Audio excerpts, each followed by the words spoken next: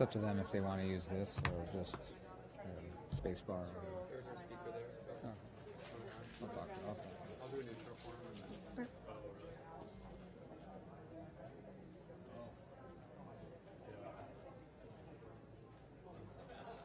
There's a chair here. Yeah, there's a chair back there.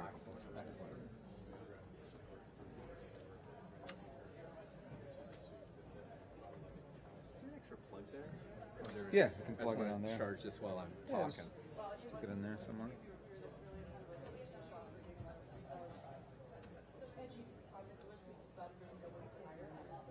Sure, my ringer's on.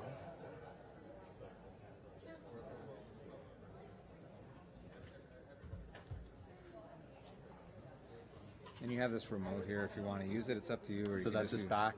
That's forward. Yeah, That's back. That's back. Yeah. Excellent. It's up to you. Is there a pointer on it? Yeah, that's the pointer right there. Excellent. That should work. Okay. There you go. Great. And then I think Paul said he was going to introduce you. Excellent. Okay, that Right. sounds good. And you're good to go. Yeah. Hey, That's good, right? did you okay? Did you talk to him? Yes, I did. Okay. Thank you very much. Ladies and gentlemen, welcome to the Creative BC Speaker Series. Creative BC is presenting a number of seminars and networking events throughout the week. Today's session will inform you on how to leverage government programs, training, and incentives for your next project as it relates to animation, visual effects, and film, whether it be a feature, a series, or a short. Now, the speaker series continues tomorrow right here in this room at 3 p.m. with a presentation on leveraging existing government programs and incentives in VR and AR, and particularly with the BC Interactive Digital Media Tax Credit. And I'm pleased that Joe Massey and Mark Wiebe from the BC Ministry of Finance will be here tomorrow for that presentation. That's Wednesday, 3 p.m. right here. Our speaker series continue on Thursday with an absolutely fabulous presentation on inclusive recruiting. Our good friend Zoe Cranley at DNEG will be presenting with her colleagues from Marvel Studios, Atomic Cartoons, ILM, and EA Sports as they explore the innovative approaches studios are taking to increase diversity in the workplace. And this will be a power-packed 2-hour presentation from some of our industry leaders that takes place right here on Thursday at 9. Following each of our sessions, there's a networking mixer right next door. Following this session, if you want to have a chance to meet with our speaker or panel members, please join us afterwards for a networking session right next door. Now, I couldn't think of a better individual to kick off the Creative BC Speaker Series than my friend, Mr. Robert Wong, the Vice President of Creative BC. Robert first joined Creative BC when it was BC Film and Media, and at that time he became part of the organization's newly forming tax credit team. Now Creative BC's Vice President, Robert markets British Columbia as a destination of choice for projects and companies seeking a world-class creative industry center in which to do business. In his role, he leads the administration of Creative BC's tax credit and granting programs, balancing attraction of international business with support for BC's domestic content creators. During his tenure with the organization, Robert has become the expert on motion picture tax credits, originally helping to launch the BC Film and Television Tax Credit Program in 1998. He went on to play an integral role. I'm thrilled to introduce the Vice President of Creative BC, Mr. Robert Wong. Thank you.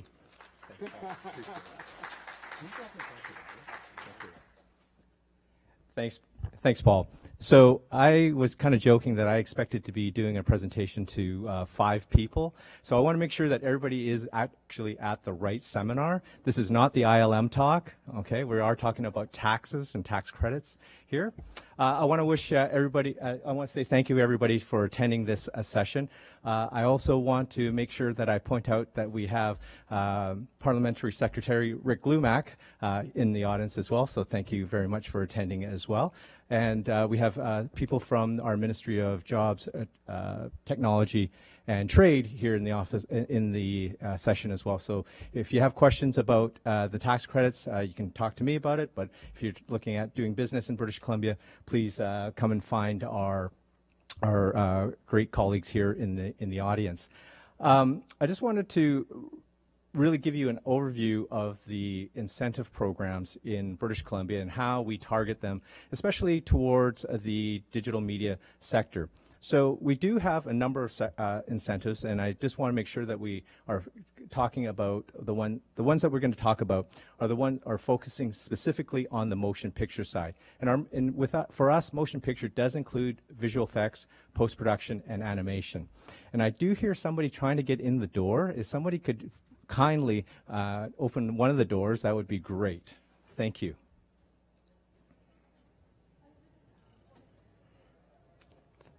Thanks very much. And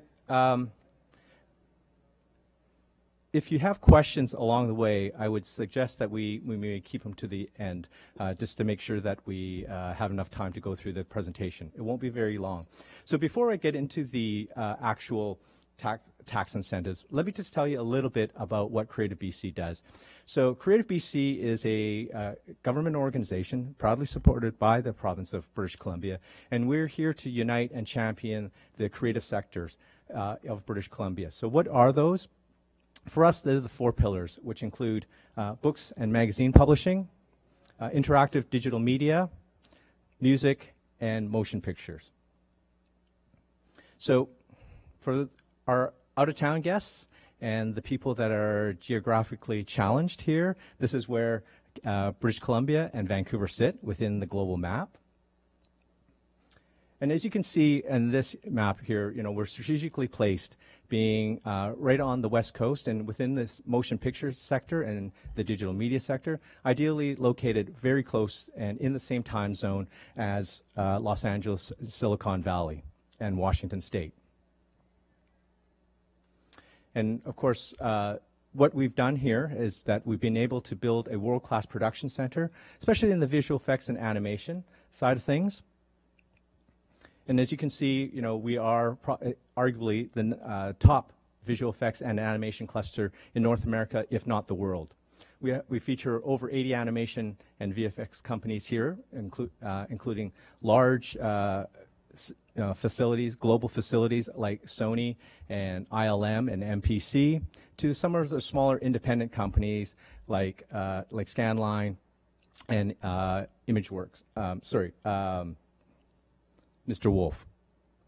We are also the 3rd largest motion picture hub in North America after Los Angeles and New York. So what makes BC the great place to do business?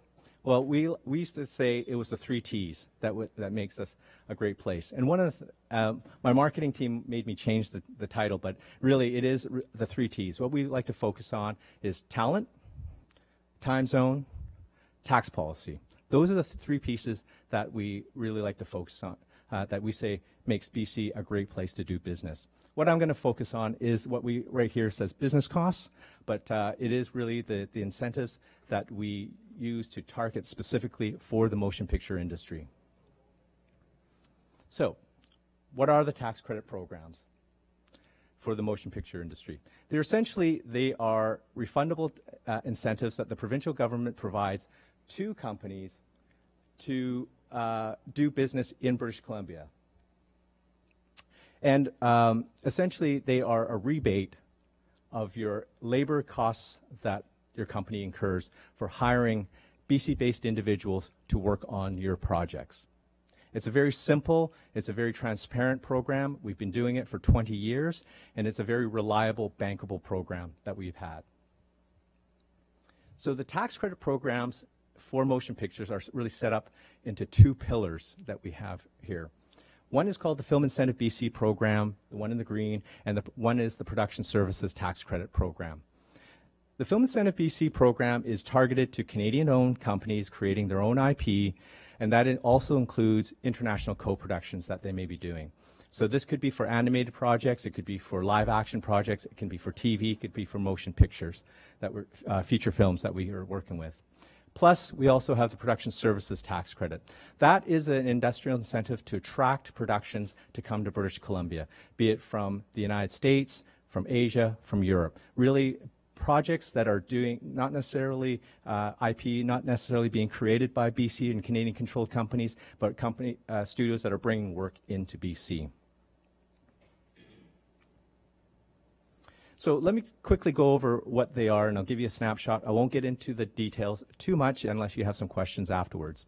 Here. So on the Film Incentive BC side, it really is made up of 5 tax incentives. Actually, it's made up of 6 here because we've got a new one that the provincial government just added in the most current budget. But the 5 that I listed here are listed out in the order that they were first created. The rates that I show at the very top are a percentage of what your labor expenditures would incur on those tax credits.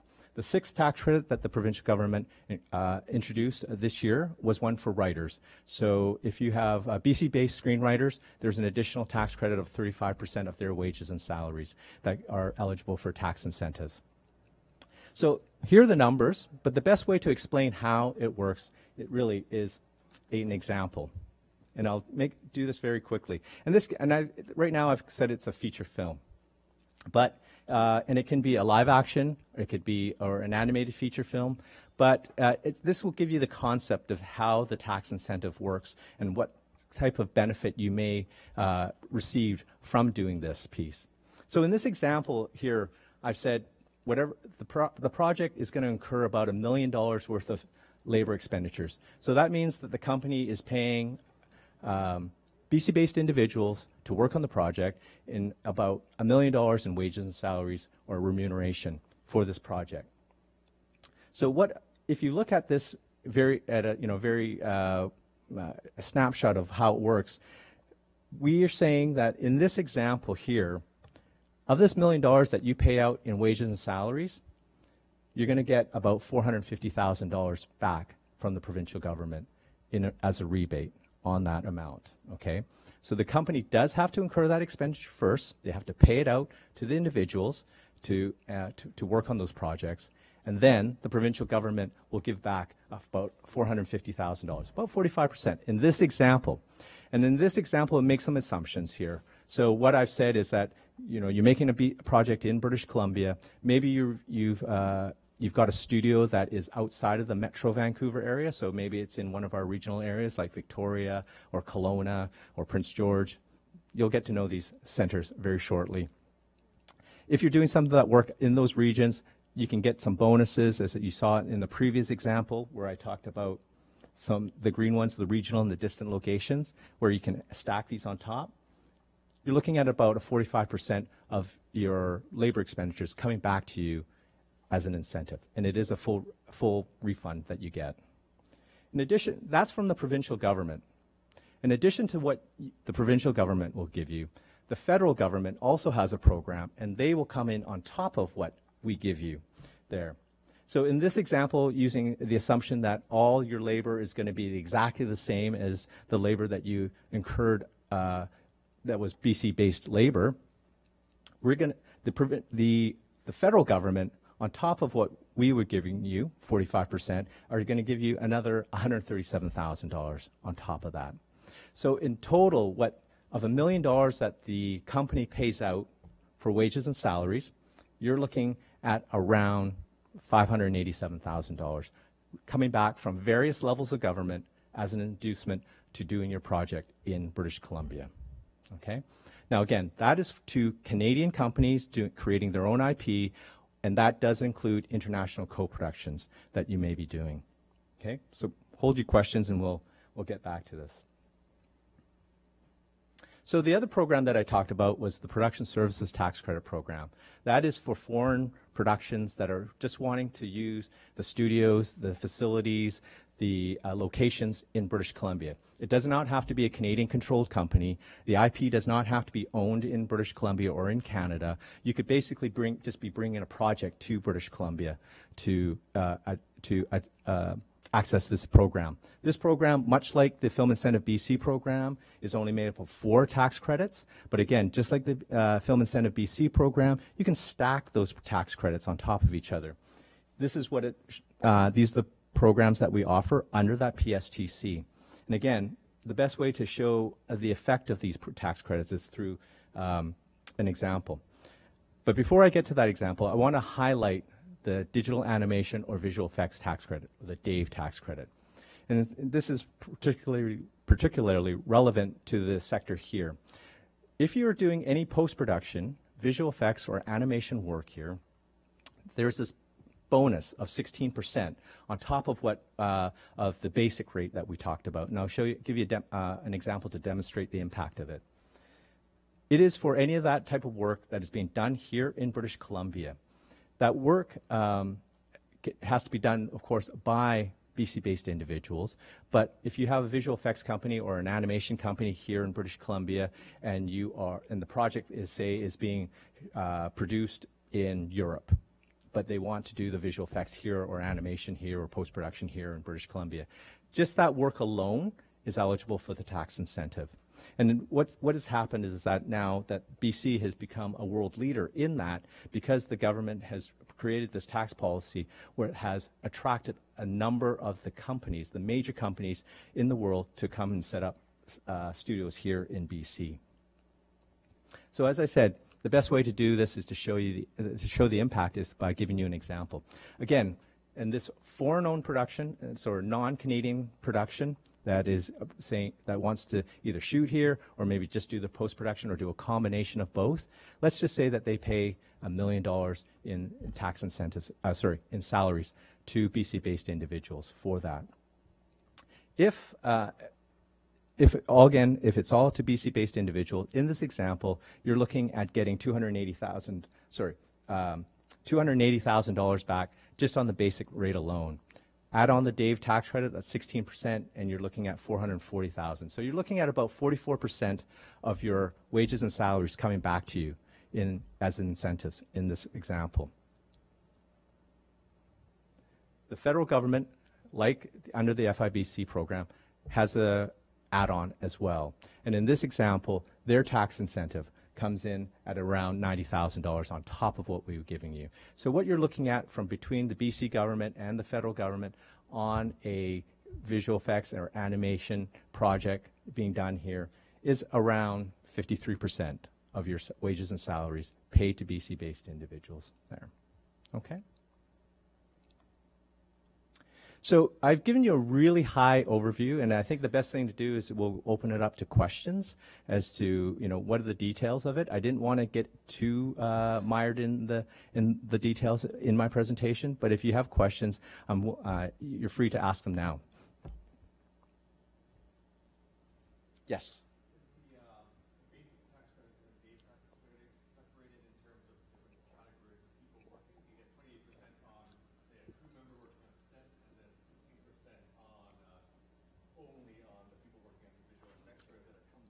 Great. No, that's a great question. So the base rate of 28% under the, let me just go back to it. The 28% applies to any work that's being done in British Columbia. So be it a crew on a live production set or the visual effects artists, okay?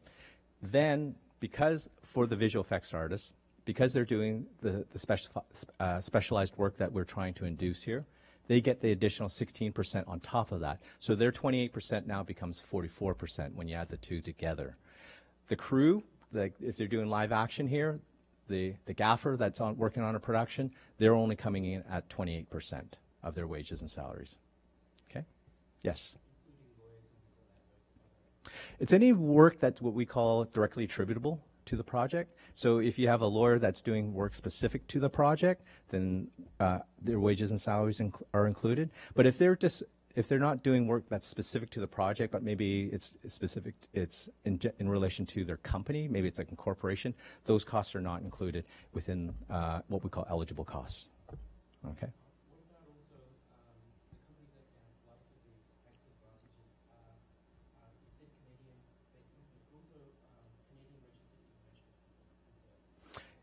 Yeah, so this tax credit program is essentially any company is doing business in British Columbia, be it a Canadian-controlled company or a publicly traded company or an internationally owned company that has a base here in British Columbia as well. This program is open to all those companies. Okay, and again, the IP does not have to be held here by those companies. They can actually just do contract work for other international companies. As long as the work is being done here and the people that you hire are what we call BC-based individuals, taxpayers of British Columbia. Okay?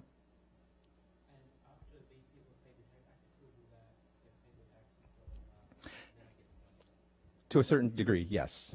You don't have to actually make sure that they file their taxes, but generally that's what, in our partnership with our tax authority, that's what we determine if that those individuals actually pay their taxes. Okay? Yes.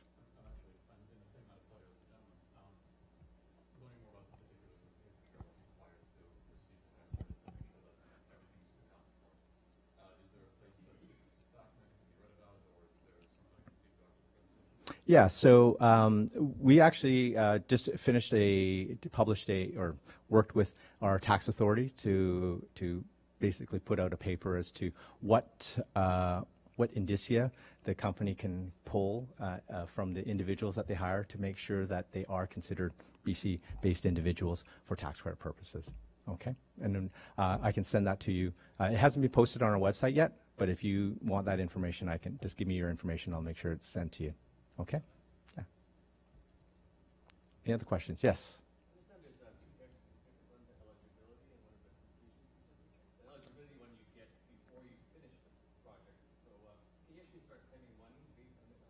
So the way that what Creative BC does is that we certify projects and the companies as being eligible. Then our tax authority in Canada is the Canada Revenue Agency. They actually audit the claims and they actually pay the amounts out on behalf of the provincial and the federal government. The way that you get your tax incentives is that the company files a tax return at their corporate year end.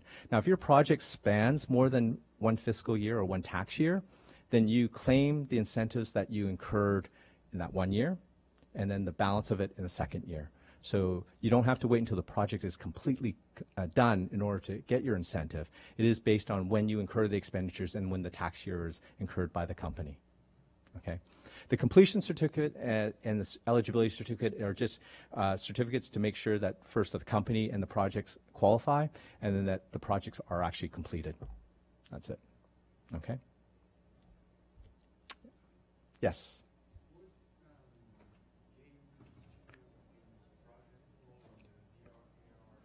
That's a great question, and I forgot to mention that in my rush to give you all this great information, is that there is actually a separate tax incentive for gaming. So there is one called the Interactive Digital Media Tax Credit, and that tax credit is specifically for gaming, interactive activity, which includes VR and AR. And tomorrow, we're giving a session on this, specifically on that tax credit. So this tax credit is aimed at the motion picture sector, and then we do have a separate tax credit for gaming, essentially. They cannot be combined with the motion picture tax credit. So they're separate activities and they cannot be combined. But companies can claim both for different work that they do.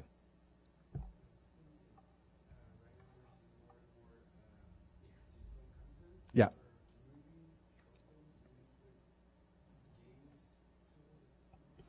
So, yeah, and that there is definitely a blending. And what we will look at is, in fact, what is that project? Is it more of an interactive project, or is it a motion picture type project?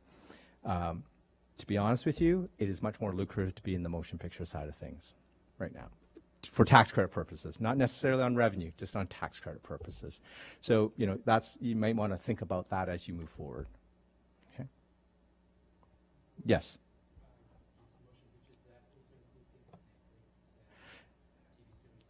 Yes. So when I use the term motion picture, it means feature films. It means it means television, traditional television. It means projects that you're making for OTT services, like Netflix or Amazon. It also includes animation, shorts, episodic, and features, and it includes the visual effects work, of course, that you're doing. And it does not have to have a traditional release, so you don't have to think about it necessarily as a project that is specific to a movie theater or a television screen or some other type of screen. There may be other releases.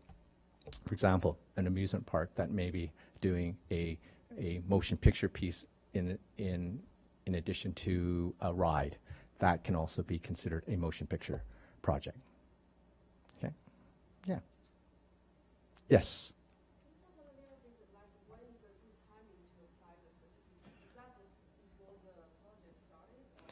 Yeah. So unlike other jurisdictions, we do not actually require you to have your certificate prior to the start of the project. And projects that are, for example, the Hollywood projects that shoot up here, they're pretty confident as to that they're going to qualify, and they may start work before they actually get their certification. But if you're new to this project, new to the tax incentives, new to British Columbia, and you want to produce here, then what I would suggest is, yes, start your application process early. It doesn't take that long to actually get certified.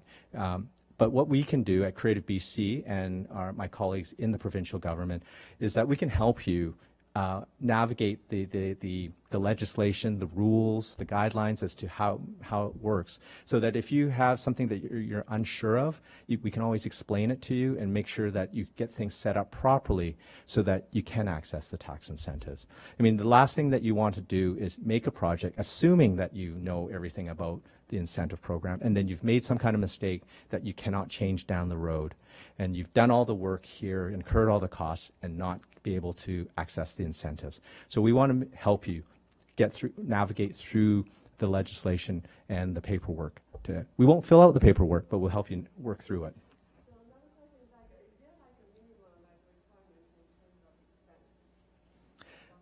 expense? That's a great question. Is there a minimum amount of expenditures that you require? Yes, there are. So under the Film Incentive BC program, which is for Canadian companies creating their own IP, it's zero. So there is no minimum, right? There may be a cost that you might think if it's worth actually doing all the paperwork for, but there is actually nothing within the legislation that requires a minimum expenditures. In practice, most of these projects are in the multi-million dollars that come to us. They're not small projects that come to us. Under the Production Services Tax Credit Program, there are some minimums that you need to be aware of, but they're based on global costs, what you spend around the world on that project. And so if you meet those minimums, and let's just say you do less than that in British Columbia, you can still qualify the work that's being done here in British Columbia. I'll give you what the minimums are under the Production Services Tax Credit Program. If you're doing a feature film, it's not episodic, it's $1 million Canadian. That's a global cost. So let's just say that it's a $15 million project that you are doing in the United States, but you only do $300,000 worth of work here in British Columbia. The incentive is based on the $300,000 worth of work that you do in BC. You can still do that. For episodic, if it's not animation, and I'll tell you what the animation is later, but if it's not animation, $100,000 per episode. If it's less than 30 minutes or greater, it's $200,000 per episode. Again, global spend. If it's less than a half an hour and it's animation, it's a zero threshold. So if you're doing 5-minute episodes in animation, then those 5-minute episodes qualify for the incentive. Okay? There's no minimum spend on that. I'm still confusing regarding the Canadian control and the international. So because we know those are voting share or non-common voting share. So is there how do you define Canadian? Sure. How do you define Canadian control? Essentially, it's a majority of the shares are held by Canadians. And if it's a publicly traded company, we'll look at a number of indicia, which first off, can we determine from the publicly traded shares, is it majority held by Canadians? If we can't determine that, we will actually look right through to the board of directors. Is the number of board of directors Canadian? Things like that. That's only applicable under the first tax credit that I talked about.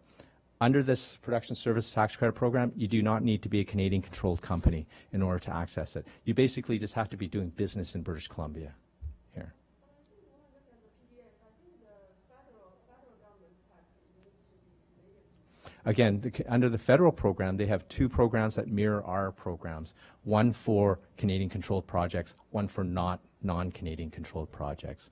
And what I've done in my example is to show you how the two programs mirror each other and how they dovetailed into each program.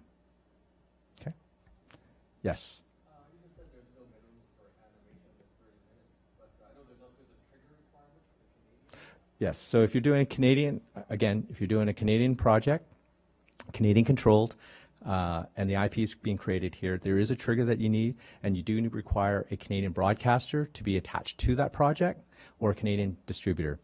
Under the Production Services Tax Credit Program, which is I'm showing you here, it does not you do not have to have a trigger. So as a Canadian, you can apply for that one without a trigger? Yes. You could be a Canadian company and decide that you want to go under this program if you don't have a trigger, or for whatever reason, if you decide this is the program that you want to go under. Feature length as well, yes.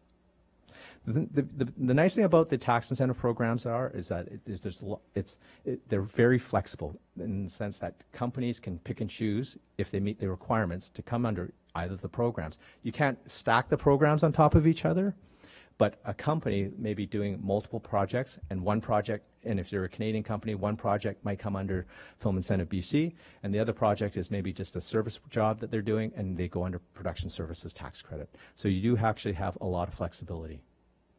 Okay, I saw another hand go up here. Yes.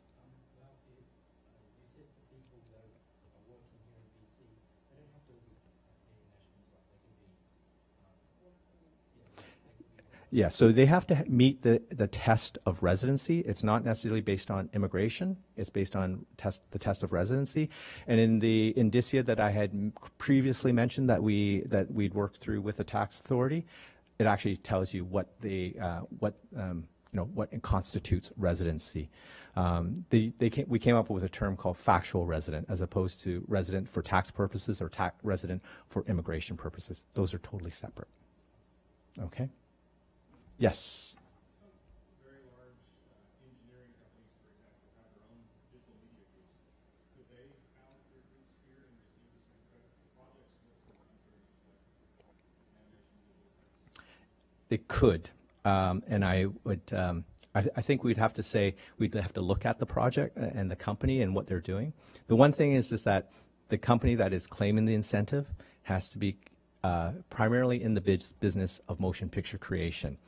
Now, companies can be in one line of business and set up a subsidiary company that is primarily in the motion picture industry.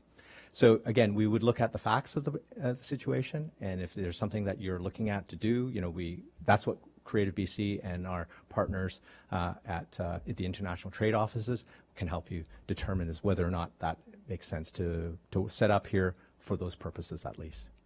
There's other great reasons to be in British Columbia, but I'm focusing just on the tax incentive program right now. Yeah. Yes?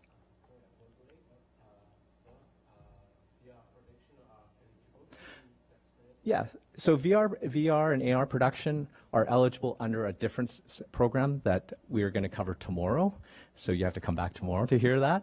Yes, but really that one falls under more of a gaming and digital media tax incentive. It's called the Interactive Digital Media Tax Credit.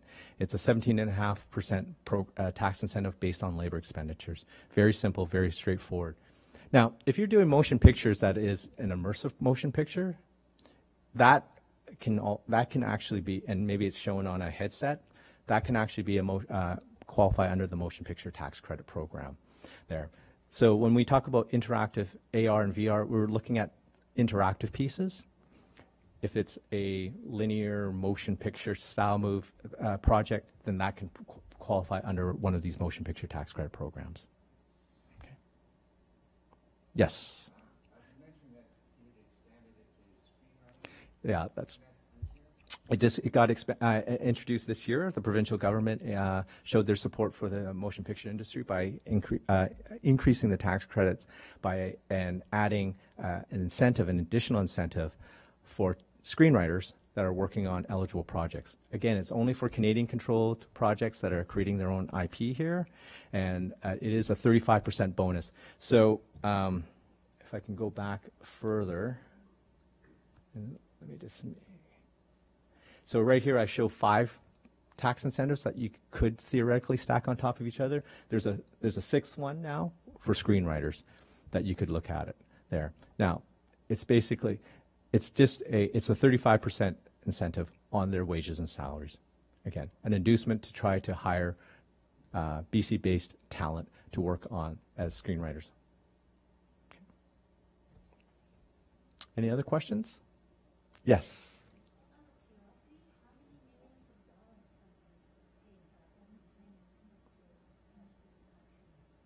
Well, that's a great question. You know, it's a very generous program that we've pushed out. There is no cap as to how much the incentive will. We put out a year. There's no cap on the projects that can be allocated. So if you have a very, very large project, you can get a very large tax incentive. It's based on what you paid there. But, you know, it is a program that we've been running since 1998. It's a very effective program. It generates about $3.4 billion worth of activity. And last year, we work on a fiscal year basis. And so, you know, the last fiscal year that we have all our account records in for, it is around $400 million that the provincial government will push out through these incentives. Again, that's it is really based on how much companies will spend and pay individuals for that.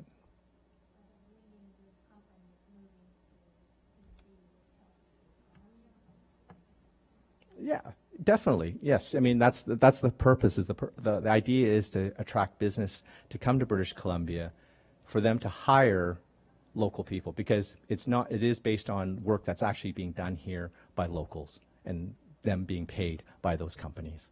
So the inducement is to the companies to hire as many locals as possible.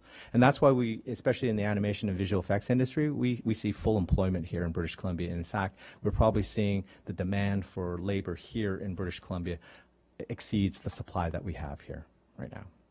So not everybody that works in the industry, their wages and salaries are eligible because they're not residents of British Columbia. They just work here, right? Yeah. Yes.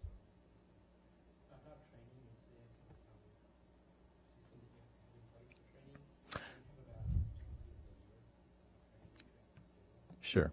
So the question is about training, and how does that incentive work? Essentially, the training tax credit is based on companies that are hiring students, and I use the term very loosely, out of an institution, but they can also be in a guild program. So if, let's just say, the Directors Guild had a training program, they can be out of that. They have to be enrolled in the program still, and in order for them to work. But if they're working they're still enrolled in the Vancouver Film School, and then you hire them, they can be. If you're just doing training internally, those salaries and wages are not eligible, at least under the training program. It really depends. I mean, the paid internship is, if they're coming from a school, then yes, then they could be paid. They could qualify under the tax incentive, yes. Okay.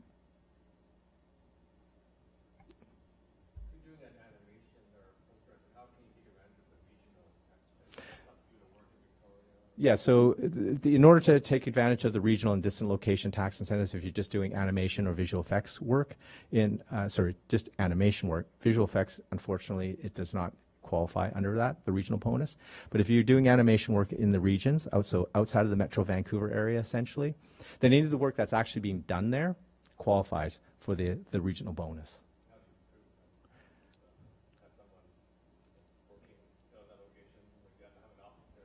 Well, you know, we look at the records of the company where they're set up. So if you're set up in Vancouver and you're claiming that you have a bunch of people working up in Prince George, it would be hard to substantiate that fact, unless you can say, yeah, we actually have a studio up there and they have bricks and mortar and they are doing the work up there. Then we can certify that. You know, it's a fact. The tax authority will audit the claim, and they will actually look to see if they are in fact in the regions. Okay. Yes.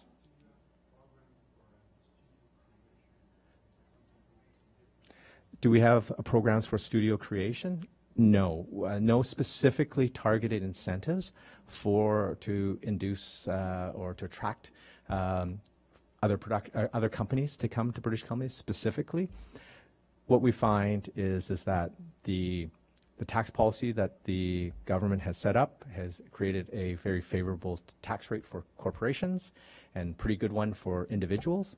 So that's a big inducement. And then the incentives, which you may or may not be benefiting directly from, are the other piece. So what we find is that companies we don't give them an incentive to come to British Columbia and set up, but what they find is that when they come to British Columbia, all the work follows them here to British Columbia, and they get all the contracts. They end up doing all the work in British Columbia. That's what the investment is from British Columbia. Okay. Yeah. Any other questions? Yes.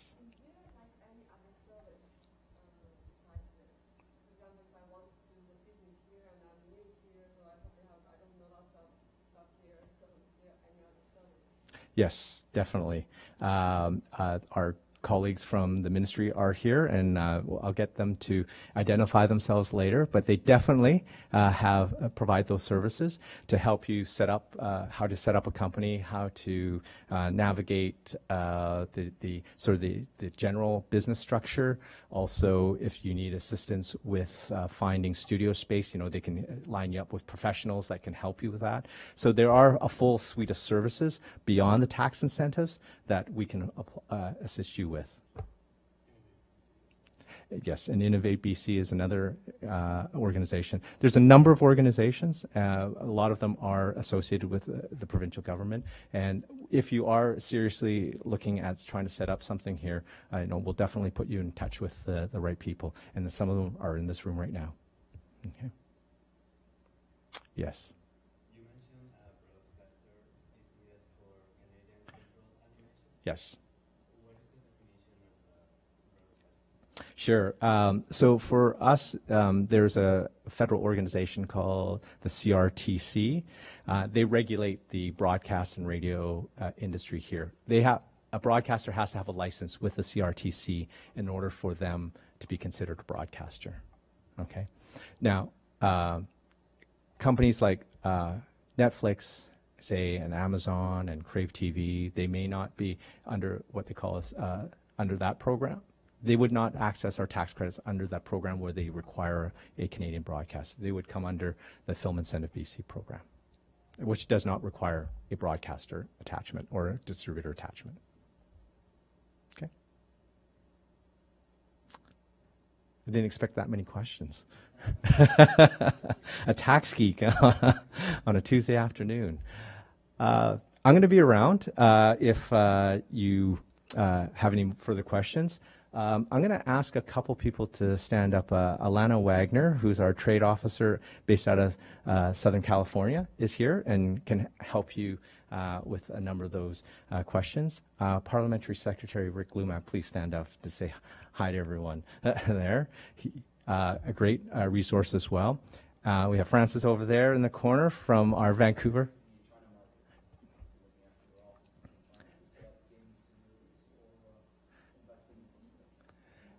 And I've got John Summerlin way back there. He's from Okanagan, Kelowna.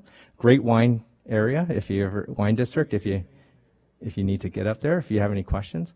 And and there's people like Dennis Hoffman hiding in the back there. If you ever have any questions about just setting up and doing business in British Columbia, he's a great guy to have a chat with. And if I've missed somebody, I'm sorry, but I'm willing to take more questions here. I can take more questions afterwards. Sorry, I'm pushing the buttons the wrong way here. I'm just kind of pushing buttons here. I'm trying to get to let you know that we do have a couple more sessions coming up. Bear with me as we get through all this. Here we go.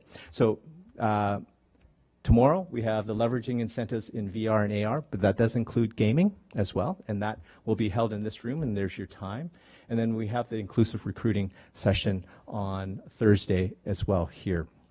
Following this session, we're going to go to the room next door and have a drink. How's that sound? And you can corner me for more questions if you have anything else. If that's anything, I want to thank you very much for spending your Tuesday afternoon listening to tax. It just warms my heart to see that people are that interested in this kind of stuff. Thank you very much, Paul, and thank you for coming.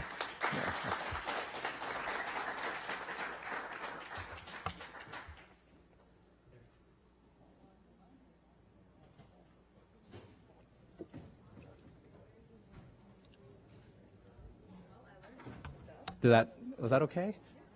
Okay.